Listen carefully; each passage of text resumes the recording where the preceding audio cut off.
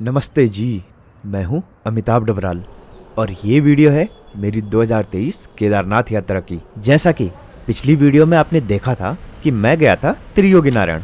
त्रियोगी नारायण से निकलने के बाद मैं पहुंचता हूं सोनप्रयाग। मेरा शुरुआती प्लान तो यह था कि सुबह 6 बजे गौरीकुंड से बाबा की डोली के साथ ही यात्रा शुरू कर दूंगा, लेकिन ऐसा हो नहीं पाया। जब सोनप्रयाग में बाइक पार्किंग में लगाने के बाद मैं बाहर आया तो देखा कि गौरीकुंड जाने के लिए तो लाइन लगी हुई है। वहीं बगल में एक प्राइवेट क्लोक रूम में अपना हेलमेट रखने के बाद मैं भी लाइन में लग गया। अब लाइन किस चीज की थी यह किसी को क्लियर पता था नहीं। कोई कह रहा था कि यह रजिस्ट्रेशन चेक करने की लाइन है, तो कोई कह रहा था कि टैक्सी के लिए लाइन है, कोई बोल रहा था गिनती करने की लाइन है, तो कोई कुछ और बोल रहा था। वहाँ पर अनाउंसमेंट भी हो रही थी कि जिनका रजिस्ट्रेशन नहीं है वो रजिस्ट्रेशन कर लें। अब जिनका रजिस्ट्रेशन नहीं था वो थोड़े हड़बड़ी में आ गए कि अब क्या होगा। तो वहीं पर एक जगह में रजिस्ट्रेशन करने वाला भी बैठ रखा था। खूब सारे लोगों ने वहाँ पर लाइन लगा के रखी थी। थोड़ी ही देर में टैक्सी या रजिस्ट्रेशन चेकिंग वाली जो भी है लाइन थी आगे बढ़ने लग गई और मैं भी आगे बढ़ गया। जब आगे पहुंचा तो पता चला कि लाइन तो सिर्फ टैक्सी में बैठने की थी।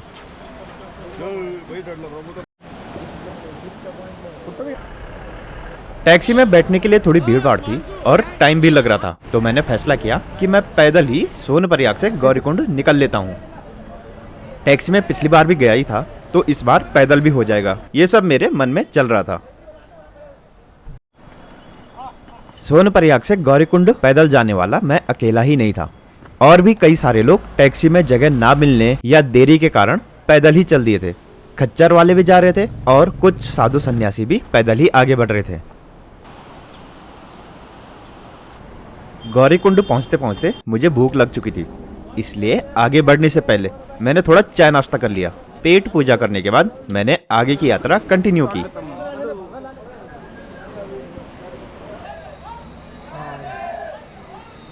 जब मैं पिछली बार आया था तो उस दिन मुझे ज्यादा भीड़ मिली थी। आज शायद भीड़ इसलिए नहीं थी क्योंकि कपाट कल खुलने वाले थे, यानी 25 अप्रैल को, तो लोग 25 अप्रैल से ही शायद ज्यादा आना शुरू हों। वैसे जितने आज थे वो भी कम नहीं थे।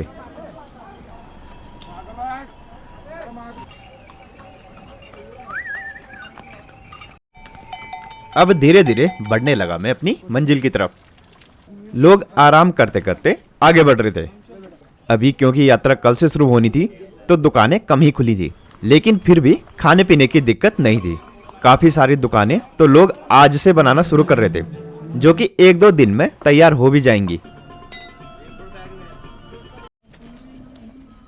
फिर पहुंचता हूं मैं भीमबली। भीमबली वह जगह है जहां पर भीम नदी के दोनों ओर पांव रखकर खड़े हो गए थे। और ऐसा उन्होंने क्यों किया?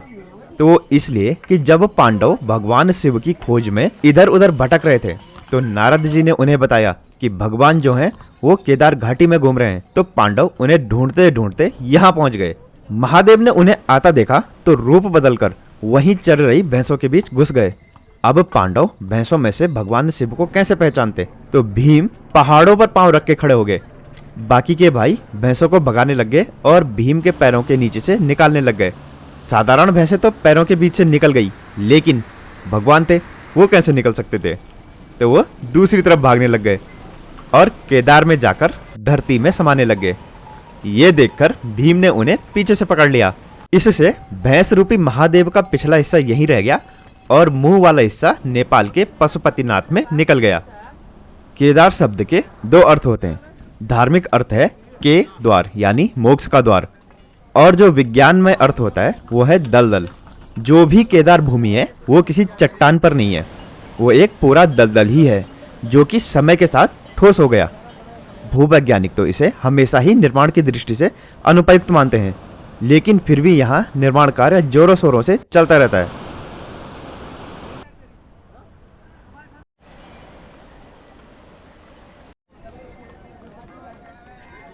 शुरू में रास्ते में मैंने एक आध शॉर्टकट भी लिए, लेकिन फिर आगे नहीं लिए। यहाँ शॉर्टकट लेना तभी तक ठीक है जब तक शरीर में एनर्जी खूब हो और थक ना लगी हो, क्योंकि अगर थक लगी है तो शॉर्टकट लेना और भी ज़्यादा लंबा पड़ जाता है। इसलिए लंबे रास्ते जाइए और अपने शरीर को ज्यादा कष्ट मत दीजिए। रास्ते में कुछ लोग तो मुझे ऐसे भी मिले जो सुबह 6 बजे डोली के साथ गौरीकुंड से रवाना हुए थे और अभी तक आधे रास्ते ही पहुंचे थे। बोल शंकर भगवान की जय। चलते चलते भूख लगने लगी तो मैंने रास्ते में खाना भी खा लिया, 2-3 चाय भी पी ली। इससे थोड़ा थकावट में कमी आई और आगे बढ़ने की एनर्जी मिल गई। जैसा कि मैंने पिछली बार भी कहा था कि यहाँ खाना थोड़ा महंगा मिलता है, जैसे चाय 20 की और बिस्कुट दुगने रेट के, जैसे 10 का 20 में। रोटी यहाँ 25 की मिलती है और अगर मैगी खाएंगे तो 50 या 60 रुपए की प्लेट मिलती है। खाना 100 से 150 रुपए प्लेट मिलती है और पानी की बोतल 70 रुपए की। हालांकि पानी की कोई कमी है नहीं रास्ते में, बस खाली बोतल साथ में हो तो कहीं से भी ताजा पानी भर सकते हैं और ये पानी साफ होता है। पिछले साल मई 11 तारीख को मैं ये यात्रा कर रहा था। उस समय बर्फ सिर्फ मंदिर के पीछे वाले पहाड़ों में ही थी और बीच में 2-3 ग्लेशियर थे बस। लेकिन इस बार काफी नीचे तक बर्फ पड़ी हुई थी। लिंचोली से ही बर्फ मिलनी शुरू हो चुकी थी और ये नज़ारा देखकर हर कोई खुश हो रहा था। कुछ लोग बर्फ से खेल रहे थे और कुछ फोटोज खिंचवा रहे थे। ग्लेशियर के पास SDRF के लोग यात्रियों को चेतावनी दे रहे थे कि उस जगह पर रुके नहीं, सीधे चलते रहें, क्योंकि आज कल में ही बर्फबारी हुई थी और उसके कारण ग्लेशियर खिसक भी रहे थे। ऐसे में जिद ना करते हुए उन लोगों की बात सुन लेनी चाहिए, वो हमारे हित में ही होती हैं। इन बर्फीले नज़ारों का आनंद लेते हुए धीरे धीरे मैं पहुंचा केदारनाथ बेस कैंप और पहुंचते ही मुझे एक भाई मिले जो कैंप बोलकर मेरे पास आ गए। वैसे तो कैंप से नीचे लिंचोली और छानी कैंप में भी मिल रहे थे और वो 500 रुपये प्रति व्यक्ति के हिसाब से थे, लेकिन मैंने मंदिर के निकटतम ही रुकने की सोची। बेस कैंप से मंदिर सिर्फ 1.5 किलोमीटर रह जाता है, तो यह मैंने सही जगह समझी रुकने के लिए। इसलिए ज्यादा दिमाग न दौड़ाते हुए मैंने चुपचाप कैंप बुक कर लिया। यहाँ 800 रुपये का बेड मिल रहा था, जो कि मेरे हिसाब से बिल्कुल भी बुरा नहीं था। आज बारखनी में पहुंच चुका हूँ बेस कैंप और यहाँ पर कैंप ले लिया है और ये हमारा कैंप है और नज़ारे ये है।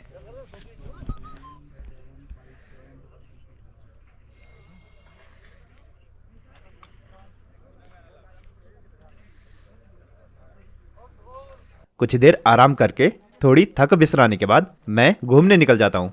यहाँ सब कुछ ही बर्फ से दबा पड़ा था। लोग बेलचे फावड़े से बर्फ हटाकर कैंप लगाने की व्यवस्था कर रहे थे। बिजली सिर्फ रास्ते पर ही थी जहाँ तक पोल्स थे। पानी की लाइन भी टूटी हुई थी, कुछ नल ही ठीक किए गए थे और शौचालय भी इक्का दुक्का ही काम में थे, बाकी लगभग सारे ही टूट रखे थे। और यह हालत अभी 1-2 हफ्ते और रहने वाली थी, ऐसा यहाँ के लोगों ने मुझे बताया। लोग यहाँ पर कैंप सेट करने के लिए काफी मेहनत कर रहे थे। 1-2 दिन में ही उन्हें यहाँ पर रहने लायक बनाना था। गढ़वाल मंडल के टेंट तो पूरे ही जमींदोज हो रखे थे और उन पर अभी कोई काम करता हुआ दिख भी नहीं रहा था। बस प्राइवेट कैंप वाले ही सफाई पर लगे थे। देवदर्शनी के थोड़ा आगे जो झील थी वो भी बर्फ से पूरी जम रखी थी। कुछ लोग तो सीधा मंदिर तक ही जा रहे थे। दर्शन तो आज होने नहीं थे, तो शायद वो होटल्स में रूम की व्यवस्था करने ही जा रहे हों। कई सारे यात्री तो वापस आकर रुकने का इंतजाम करते हुए मुझे दिखे। कुछ को तो मैंने बताया भी कि नीचे कैंप्स मिल रहे हैं, वहां रुकने का इंतजाम कर लीजिए, क्योंकि मंदिर के पास पक्के होटल 10 से 15 हजार रुपए में एक कमरा दे रहे थे। तो उस हिसाब से मुझे यहाँ कैंप में रुकना काफी अच्छी डील लगी। रात होने लगी तो मैं वापस अपने कैंप की तरफ आ गया, खाना खाया और ये दिन समेटते हुए आराम से सो गया।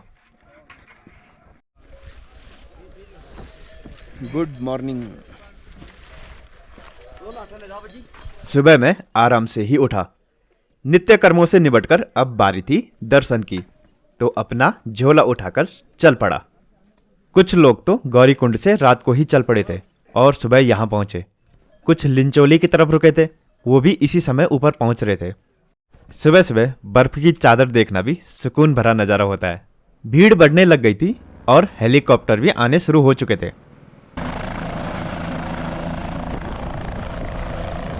गढ़वाल मंडल रेस्टोरेंट का डाइनिंग एरिया पूरा बर्फ से टूट रखा था। आगे जाने पर मुझे एक छोटी सी गाड़ी दिखी जो यात्रियों को मंदिर तक ले जा रही थी। अब ये सबके लिए थी या सिर्फ वीआईपी यात्रियों के लिए, यह मैं जान नहीं पाया। कपाट 4 बजे खुल चुके थे और भक्त लोग तो 2 बजे से ही दर्शन करने के लिए खड़े थे। मैं भी आगे जाकर दर्शन की लाइन में खड़ा हो गया और अपनी बारी आने का इंतजार करने लगा। थोड़ा आगे बढ़ने पर देखा कि बगल में ही भंडारा भी चल रहा था, लेकिन अभी प्राथमिकता थी बाबा के दर्शन की। सोचा दर्शन के बाद ही भंडारा खाऊंगा। पिछले साल मंदिर जाने का जो रास्ता था वो अभी टूट रखा था, तो इस बार रास्ता जरा घूमकर बन रखा था। कुछ भवनों का निर्माण कार्य भी चल रहा था और कुछ पुरानी बिल्डिंग्स बर्फ के कारण टूट गई थी। बीच में एक जगह से प्रसाद लिया और अपना बैग प्रसाद वाले के पास ही रख दिया। अब लाइन धीरे धीरे आगे तो बढ़ रही थी, लेकिन ऊपर से आने वाला हर कोई यही कह रहा था कि लाइन का कोई फायदा नहीं है, आगे लोग बीच में घुस जा रहे हैं। ये सब सुनकर मैं लाइन छोड़कर मंदिर की तरफ चले गया। आगे जाकर देखा तो लोग लाइन वालों की कोई इज्जत कर ही नहीं रहे थे और पीछे से आकर बीच में घुस जा रहे थे। खूब धक्का मुक्की करने पे लगे हुए थे। इसी धक्का मुक्की में एक आदमी गिर गया और उसके ऊपर 10-15 लोग भी चढ़ गए, जिससे उसे काफी चोट आई। ऐसा होने पर दर्शन की लाइन रोक दी गई, सिर्फ वीआईपी दर्शन ही होने दिया गया। मंदिर प्रांगण में बहुत ही ज्यादा भीड़ जमा हो गई। अब ये सब देखकर लगता है कि लोग क्या मानसिकता लेकर बाबा के दर्शन करने आते हैं। सबको किस बात की जल्दी रहती है। यहाँ भी धक्का मुक्की, और जो लोग लाइन काटकर अंदर घुसना चाह रहे थे, क्या उनके द्वारा किए गए दर्शन सफल होंगे? ये सोचते हुए मैं भीड़ से थोड़ा किनारे हटकर खड़ा हो गया। कई लोगों ने तो हार मान ली थी। उन्होंने कहा कि बाहर से ही बाबा को प्रणाम कर लिया है, अब उन्हें वापस निकलना है। ऐसा कहकर वो वापस हो लिए। लेकिन मैंने सोचा कि अभी कम से कम 4 बजे तक इंतजार कर लेता हूँ, और अगर तब भी दर्शन नहीं हुए तो देखता हूँ कि आगे क्या करना है। कल सुबह का वेट करना है दर्शन के लिए या बिना दर्शन के ही वापस चले जाना है। वैसे भीड़ को देखकर लग नहीं रहा था कि कल सुबह भी दर्शन हो पाएंगे, इसलिए मैं भंडारा खाने चला गया। भंडारे के लिए भी छोटी सी लाइन थी। भंडारा खाकर मैं वापस मंदिर में आया तो लोग थोड़ा मनोरंजन करने लग गए थे। ढोल वगैरह बज रहे थे और डांस होने पर लगा हुआ था। इससे थोड़ा माहौल हल्का हुआ। मैंने भी थोड़ी देर वहां पर रुककर लोगों का नाच गाना देखा। भीड़ लेकिन बढ़ ही रही थी। तब मैंने सोचा कि पिछली बार केदार दर्शन में भैरव बाबा के दर्शन तो रह ही गए थे, जबकि उसे करना भी जरूरी होता है, तो मैं भैरव बाबा के पास ही जाने लग गया। पूरे रास्ते में बर्फ गिरी हुई थी और लोग अपने तरीकों से बर्फ में मजे कर रहे थे। बोलिए शंकर भगवान की जय। जय करा वीर बजरंगी। हर हर महादेव। हर हर महादेव। हर हर महादेव। लोग कितने भी बड़े हो जाएं, लेकिन कहीं ना कहीं उनके अंदर का छोटा बच्चा बाहर आ ही जाता है, और यही लग रहा था यहाँ बर्फ में खेल रहे लोगों को देखकर। जाम हो गया। हर हर महादेव। रोल हो जाओ, रोल हो जाओ। वहाँ वीडियो वाला वीडियो। ये बर्फ अगर आपकी यहाँ चले जाएगी तो आपको कैसा आपको कैसा लगेगा? ठंडा। नहीं ठंडा तो लगेगा। ओ भाई। मंदिर तक जाने के पूरे रास्ते ही बर्फ थी, तो कुछ लोग बर्फ भी हटा रहे थे, लेकिन जहाँ पर बर्फ बिल्कुल ठोस सी हो गई थी वहाँ पर चलना काफी मुश्किल हो रहा था। ज्यादा ही फिसलन हो रही थी। साइड में लगी रेलिंग पकड़कर आगे बढ़ना पड़ रहा था।